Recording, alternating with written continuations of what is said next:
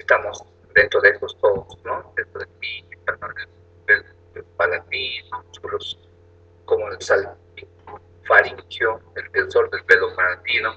Todos estos van a tener una fisiología dinámica en el funcionamiento de la trompa de Eustaquio. Entonces, ¿cuál es la función, pues, ¿no?, de la trompa de Eustaquio? Igualar las presiones tanto del oído externo como del oído medio, ¿no? La presión, me refiero a la presión atmosférica. ¿Por qué protección del oído medio? Porque esta trompa de Eustaquio se convierte en una especie de resorte, una especie, si por ejemplo tenemos un traumatismo externo, la trompa de Eustaquio va a servir como un colchón, como un medio de rebote, ¿ya? Es muy importante la trompa, por eso que nos cumple protección. Y el aclaramiento, mediante unas estructuras como los cilios, van a tener que producir una limpieza constante del oído medio, ¿ya? Entonces, es importante la fisiología de la trompa de Eustaquio. Como nuevamente repito, equilibrar presiones, protección, evacuar y un punto importante, la ventilación del oído medio. Si nosotros vemos, la ventilación se ve del oído medio a través de la trompa de Eustaquio. Cuando no logramos la ventilación a través de este oído medio, a través de la trompa de Eustaquio, podemos dar mano a lo que son los tubos de ventilación, que es lo que vamos a explicar posteriormente, ¿ya? Bueno, ya está, acá describe, ¿no?, cómo es que se igualan las presiones tanto del externo como del interno. Y acá es importante estas diferencias, ¿no?, en una trompa de Eustaquio, tanto en niños como en adultos. Les vuelvo a repetir, la direccionalidad, la longitud también. Mira, una de las importantes, los niños, mira, no mide más de 20 centímetros, 17.5. En cambio, en los adultos me pasa casi al doble. O sea, que ha visto, todo esto crece, ¿no?, cuando a la adultez. El ángulo, miren, el ángulo de inclinación en el plano horizontal en los niños es más que de 10 grados, en cambio en adultos es 45, es casi vertical. Miren, básicamente, si ustedes miren, es la mitad de una 90 grados, ¿no?, totalmente vertical. En cambio en un niño es casi, por eso es la éxtasis de secreción. La luz obviamente es menor, en los adultos es mayor, las fibras elásticas es menor. O sea, todos estos van a ser siempre un déficit con respecto a los adultos, ¿ya? Entonces acá lo que vemos, ¿no?, miren, el lactario, el pediátrico, miren, si se dan cuenta, miren cómo es la horizontalidad de la trompa de Eustaquio. En cambio en el adulto es más vertical. El tamaño, 17 milímetros, en promedio, ¿no? En cambio en el adulto, básicamente es casi al doble del tamaño. Esa longitud más aumentada, ¿no? Y obviamente los músculos son más densos, tienen mayor tonicidad en lo que son los adultos. En cambio en el niño la tonicidad es muy mínima, por eso es que no actúa, no cumple la función adecuada, que es la de ventilar, la de equiparar presiones. ¿Bien? Entonces, ¿qué cosa es una disfunción tubárica? Lo que su compañero también al inicio dijo, ¿no? La disfunción tubárica obviamente es cuando no hay buena dinámica en todas las estructuras, ¿no?, tanto cartilaginosas, musculares, del trompa de Eustaquio. Entonces, eso es lo que tenemos que determinar. Por ejemplo, primaria, ¿cuál es la definición primaria? Por una capacidad para detectar esta abdominal, ¿no es cierto? En la secundaria puede ser intraabdominal, extraabdominal. La intraabdominal, por ejemplo, propia, ¿no?, del oído medio, de la mucosa, puede producción de cólicos. En cambio, en las extraabdominales, lo que su compañero también mencionó, las hipertrofias de adenoides o tumores, o alguna, por ejemplo, la deformación, la misma palatina que nombró su compañera, también está determinado por estos. Bien, básicamente ya, a ver, antes de pasar a otitis media, ¿alguna pregunta, alguna duda acerca de lo que es trompa de Eustaquio? No vamos a explicar, pues, no la parte anatómica, ¿no?, sino para que sepan ustedes la fisiología que va a tener, ¿no? ¿Alguna acotación?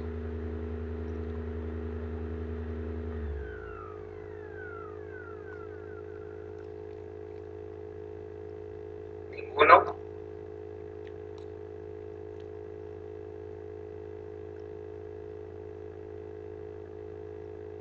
Nadie quiere participar. Gabriela, ¿estás ahí?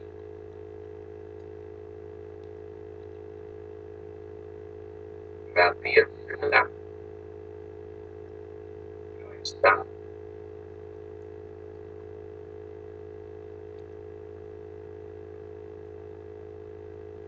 A ver, Jenny Espinosa. Presente, doctor. A ver, Jenny. Estábamos hablando acerca de lo que es las deformaciones óseas en algunas patologías, ¿no? ¿Qué otras patologías podría producir esta disfunción tubárica?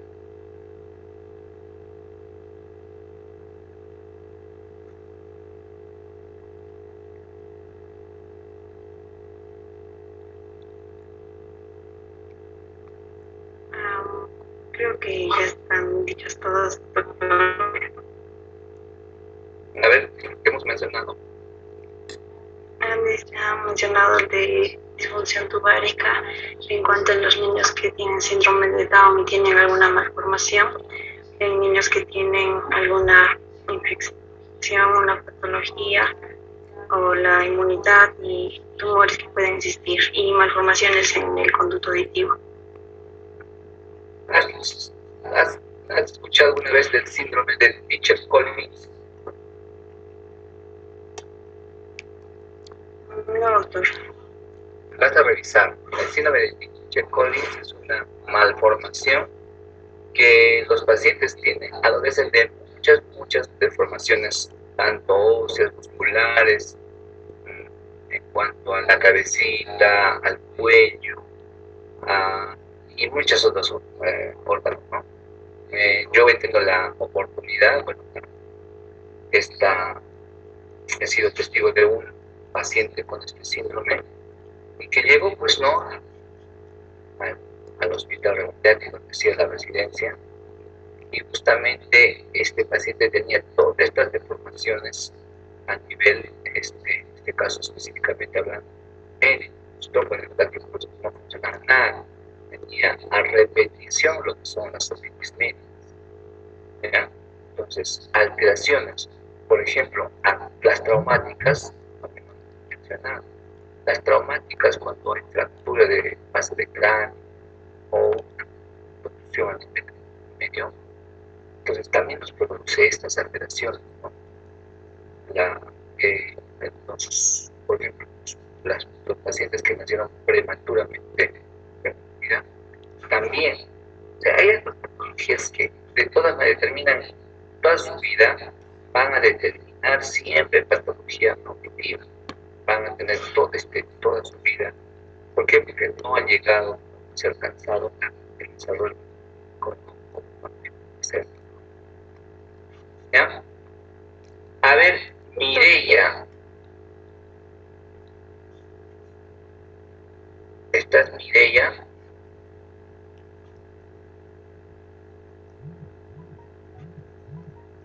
¿No está? No, sí, doctor, presente. A ver, Mireia, ¿qué más tienes para contarnos acerca de lo que es fisiología de la trompa de Eustaquio? Doctor, respecto a la otitis media que menciona usted, yo había leído también de que aparte de, digamos, la disposición que tiene la trompa de Eustaquio, que es más horizontal en los niños, particularmente en los niños menores de 2 años leí, también mencionaba de que un factor también era el tamaño, ¿no? Ya que los bebés tienen su cabecita más pequeña, entonces su trompa de Eustaquio es más pequeña.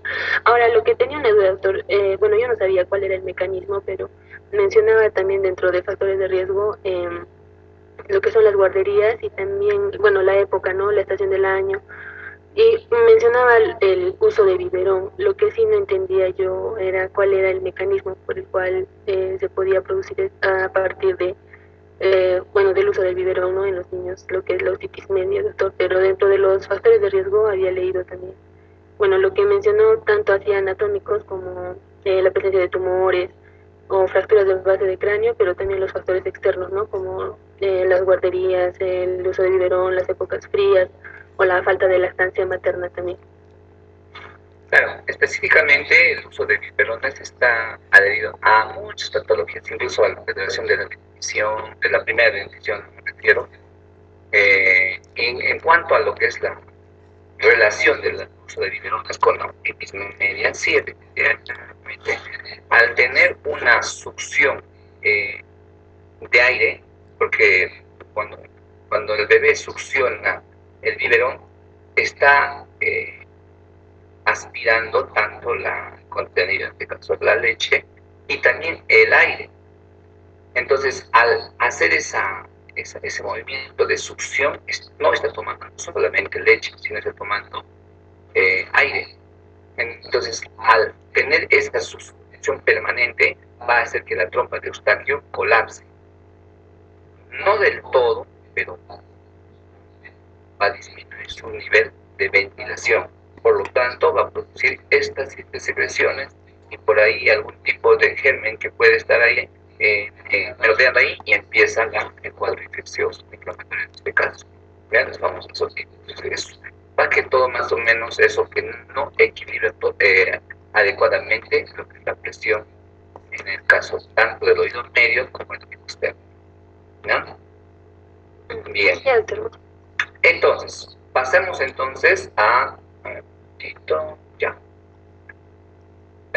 Completo la disfunción y pasamos entonces de lleno lo que es la patología del oído medio, ¿no? En este caso, la famosa otitis, ¿no? ¿Qué cosa es la otitis? Es una inflamación del oído medio, puede ser infectocontagiosa, sí. Mejor dicho, infecciosa y a la vez inflamatoria, ¿no?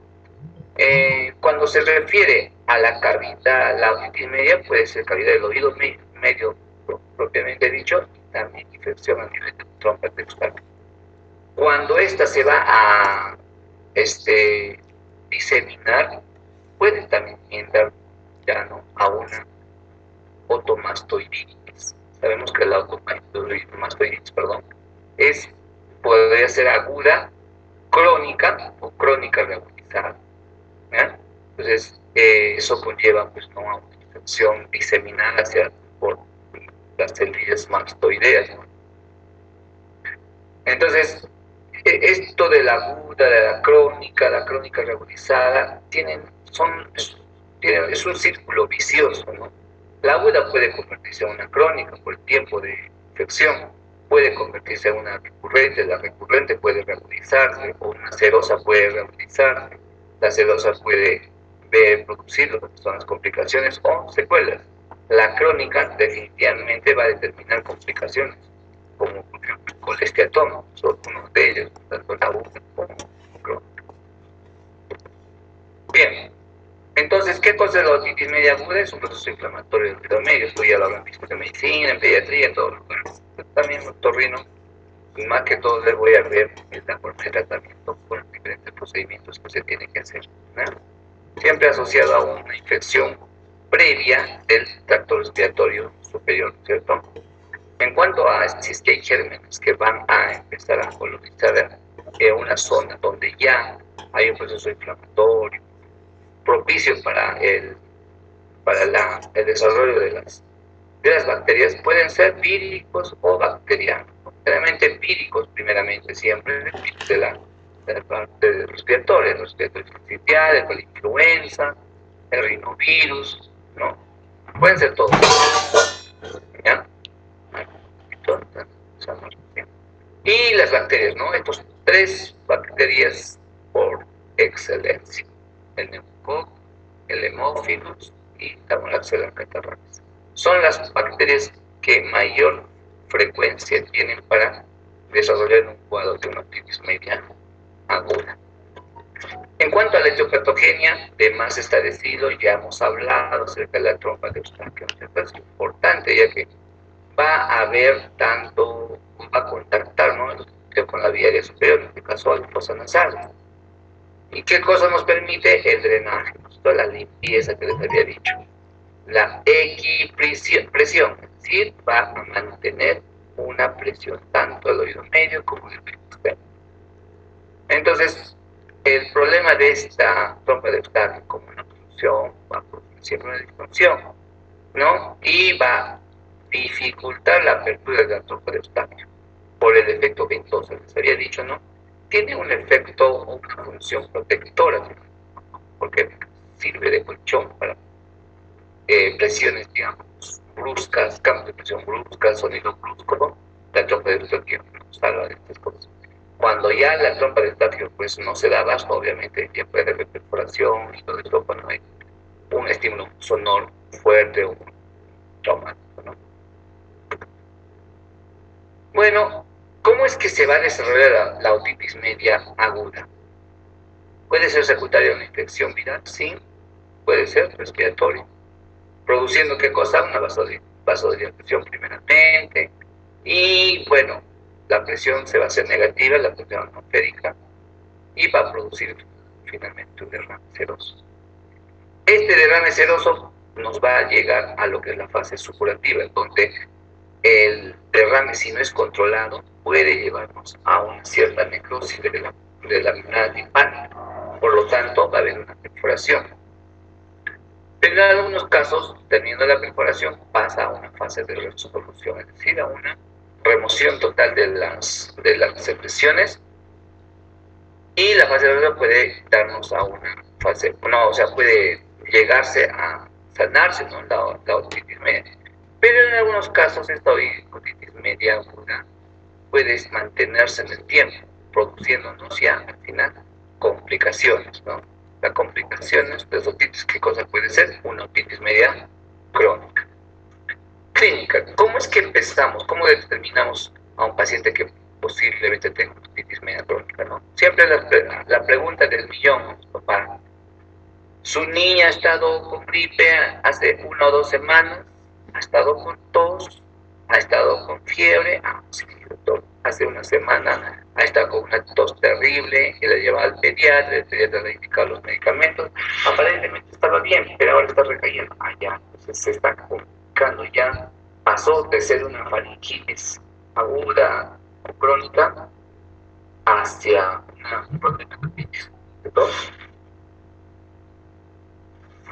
¿Cómo está el paciente? ¿Qué te va a decir? Doctor, siento que me late el oído y me duele. Entonces, un dolor de oído tipo pulsante, tipo acusia, sensación de tapado de oídos, obviamente va a haber fiebre, y si hay perforación timpánica después de que el niño, doctor, mi niño no ha dormido 2 noches, estaba con dolor intenso allá, pero esta mañana se ha despertado, siente que le está goteando el oído y bajó el oxígeno. Pues la presión estaba que se rompió, hubo una cierta necrosis a nivel de la membrana timpánica y empezó a drenar, ¿no?, de la parte externa. Entonces todos los síntomas disminuyen cuando hay una perforación timpánica. Lo bueno es que hay que esperar a que lo que vamos a esperar es que esa membrana timpánica vuelva a regenerarse, que es lo que más queremos, ¿no? Bien, a la exploración, ¿qué cosa vamos a ver? Obviamente fiebre, malestar, signos de infección. El signo del trago es importante cuando los niños vienen. Yo lo primero que hago antes de hacer la otoscopía es dejarlo el oídito un poquito a la parte externa y a la parte posterior.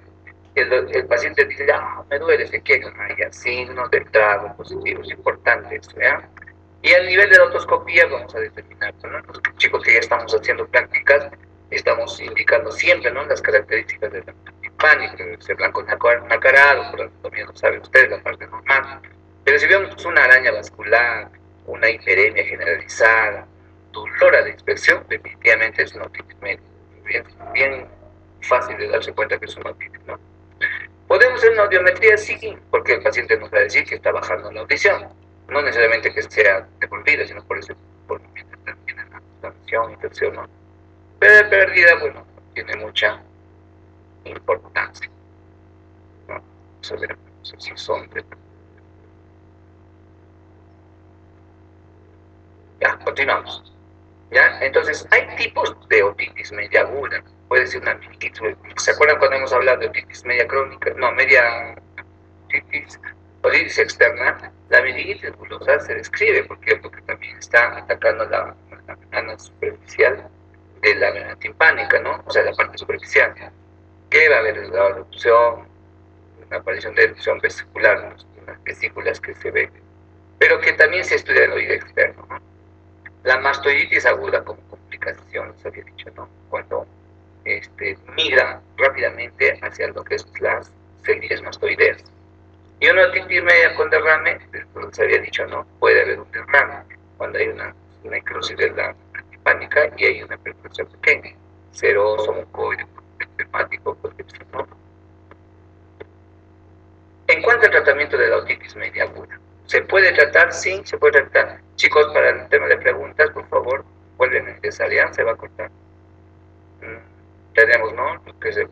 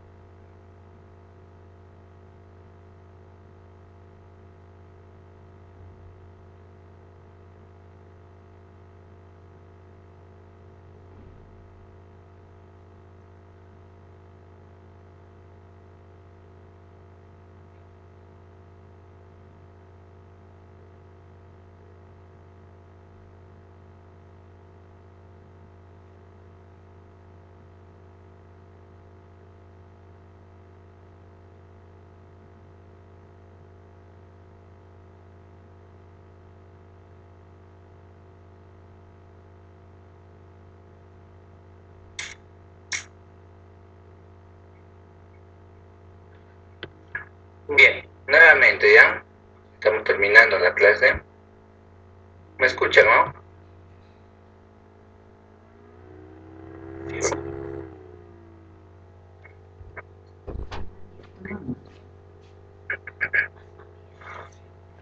Bien, como les decía, a veces el tratamiento de una otitis media puede ser simplemente empírico o simplemente suele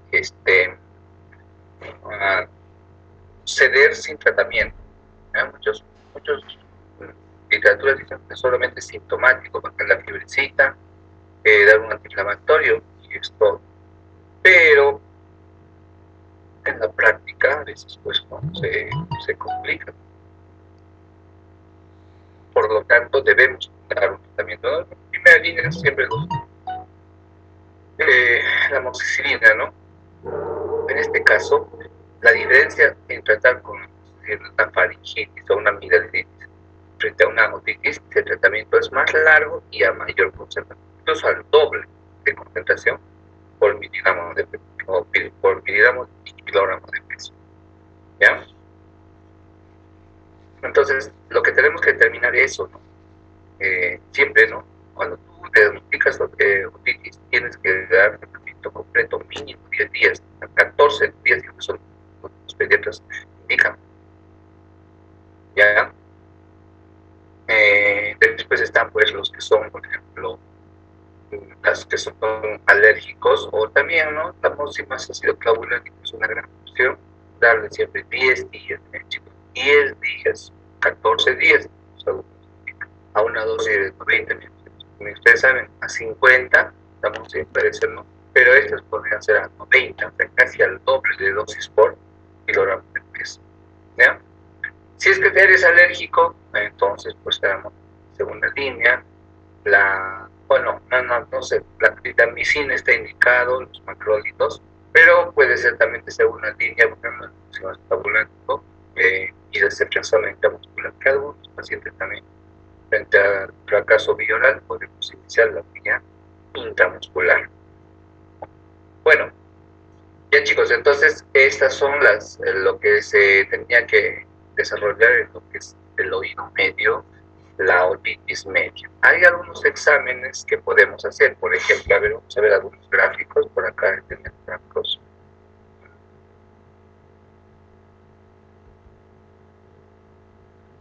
Aquí. En la otitis media crónica vamos a hablar también acerca de eso. Cuando hay una otitis media aguda, ustedes ven el gráfico. Ok. Si ustedes ven la vena timpánica, ¿no? Un esquema ¿no?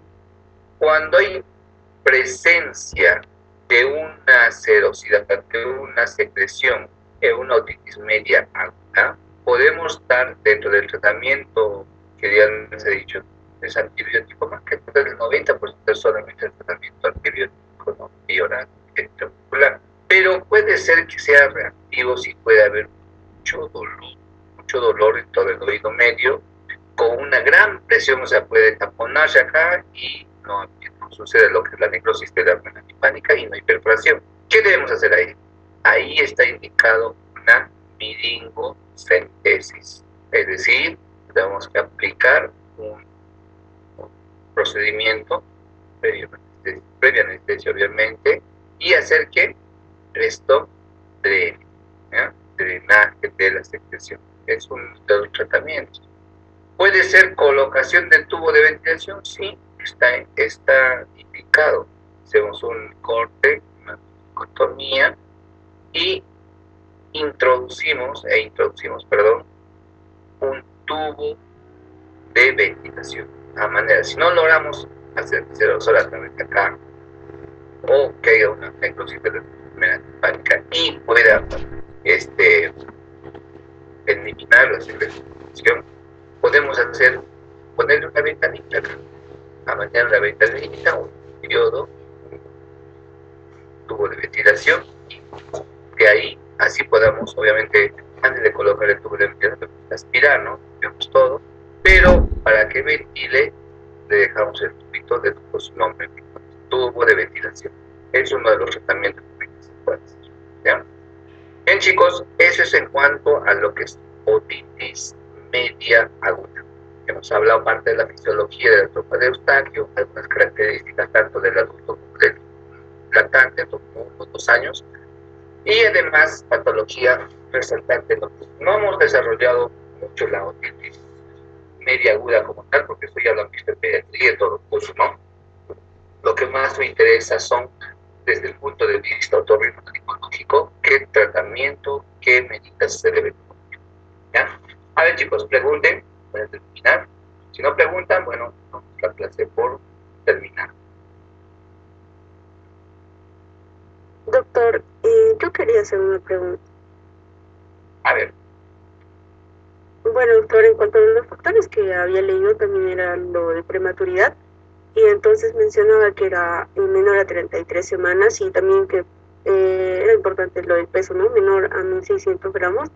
Entonces, de acuerdo a su experiencia, ¿usted estaría de acuerdo en esto de que, o sea, es mayor incidente tal vez en niños que sean menor a 33 semanas, o tal vez algo que nos quiera mencionar? Me estás preguntando, la primera parte no te escuché bien, se me cortó. No te entendí bien cómo hiciste la pregunta. Sí, doctor, le mencionaba de que, por ejemplo, yo había leído que uno de los factores era la prematuridad y era menor a 33 semanas y también el peso es menos de 1600 gramos. Entonces quería preguntar. ¿Ya? Sobre si usted tal vez tenía algo que mencionarnos respecto a este tema, tal vez en cuanto a las semanas o el peso, de acuerdo a su experiencia. La prematuridad, como les digo, desde el punto de vista de la trompa de Eustaquio, no, pues no sé a qué te refieres con esto. Lo que sí estamos desarrollando son los factores, ¿no?, que determinan la mala función, se podría decir, entre comillas, para determinar diferentes patologías, ¿no? Lógicamente, por más alteración anatómica que pudiera presentar por su desarrollo, definitivamente va a determinar patologías, ¿no? La prematuridad per se es un factor importante, ¿no?, que nos va a determinar determinadas patologías en cuanto a la estasis, en cuanto a la proclividad, en cuanto a la infección a nivel del oído medio. Entonces, todo esto es propia de pacientes prematuros, ¿no? Inmunológicamente no van a tener el desarrollo suficiente, ¿no? ¿Ya? A ver, otra pregunta, por favor. Doctor, ¿cómo sería, ¿no?, el manejo de unas otitis que son recurrentes? Ya. En las recurrentes, por ejemplo, lo que hay que determinar, primeramente, si tiene un factor asociado de lo que hemos hablado, ¿no? Porque la recurrencia definitivamente nos va a encaminar a que tenemos que desarrollar esquemas de tratamiento no solamente desde el punto de vista infeccioso, ¿no?, sino evaluar qué factores están asociados a este paciente, ¿no? Lo primero, porque ya recurrente, uno nos va a llevar a la cronicidad, y ahí están las famosas otitis crónicas, ¿no?, que eso vamos a hablar en la siguiente clase. Pero siempre determinar, por ejemplo, uno de tus compañeros dijo, ¿no?, la prematuridad, si el paciente es prematuro, definitivamente hay un subdesarrollo, ¿no?, o algún desarrollo que ya al momento de nacer, pues ya no alcanza el desarrollo suficiente que debió ser cuando nazca, pues a su debido tiempo, ¿no? Eso es uno. Dos, siempre tenemos que darnos mano a buscar alteraciones en el desarrollo. Ya les había hablado de Michel-Collins, del síndrome de Down, síndrome de Edwards, las patologías que van a determinar. Un momentito, por favor. Stop, por favor.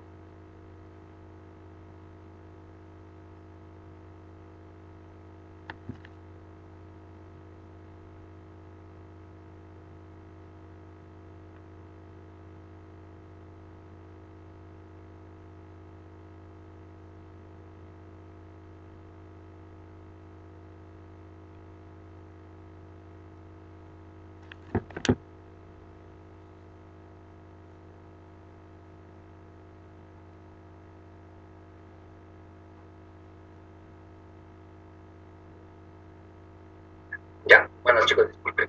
Entonces, como les había dicho, la recurrencia nos tiene que hacer pensar de que el trabajo tiene que ser definitivamente multidisciplinar. urinario. Tal vez por una mala apertura en cuanto a la mandíbula, patologías que van a determinar esa éstasis, hacer una interconsulta, ¿no? A lo que es odontología. Debemos ver también el otorrino, por ejemplo, debe determinar, incluso de hace rato con los compañeros de adenoides. Entonces, sí o sí tenemos que tener una intervención quirúrgica, sí que la merita, ¿no? Una hipertrofia de adenoides, definitivamente hay que hacer lo que es la adenoidectomía, llamamos, ¿no? Una hipertrofia de amígdalas, el paciente no está respirando, es un respirador bucal, ¿no? Entonces, definitivamente hay que extraer esas amígdalas. Entonces, la recurrencia, como nuevamente les digo, nos hace pensar de que no debemos enfocarlo solamente a dar el tratamiento antibiótico y al punto, ¿no? Sino tratar de indagar qué otros factores están determinando esa recurrencia, ¿ya? Otra que me olvidaba, el tabique nasal desviado. Niños que nacen con cierto traumatismo en cuanto a la cavidad uterina, y se produce un desvío del tabique de nacimiento, que evita una causa importante es los traumatismos, ¿no es cierto?, los previos, pero en este caso, si es que el niño, 2 años, a no ser que se caiga, ¿no?, del andador, qué sé yo, pero definitivamente es en el canal de parto. Cuando es vía vaginal, y si es vía cesárea, también, momento de la extracción del feto, en este caso del recién nacido, por el ginecólogo también puede determinarnos una fractura o desvío de tabique nasal. Entonces, desde ese punto de vista hay que agarrar, ¿no? Que no solamente dar, pues, ya yo me conformo en tal antibiótico cada vez que se enferma, no. Hay que pensar qué factor está asociado a esa recurrencia, ¿ya?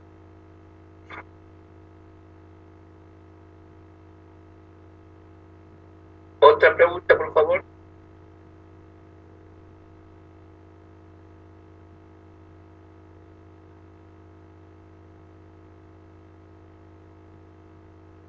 Bueno, chicos, ya que no hay preguntas, como que está claro todo. Chicos, me gustaría hacer clases presenciales, ya con el delegado vamos a poner de acuerdo.